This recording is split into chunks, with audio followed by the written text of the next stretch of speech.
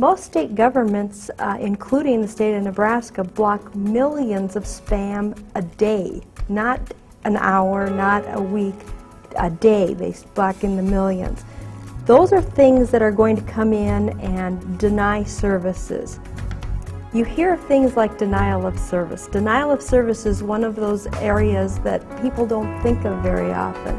But a denial of service is when someone or something literally comes into your system, floods your system, so you can no longer do the business of government.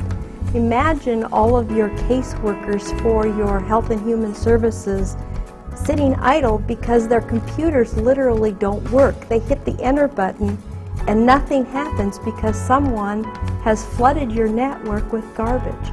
That's the kind of thing you need a tool and you need to fund to be able to prevent those things from happening.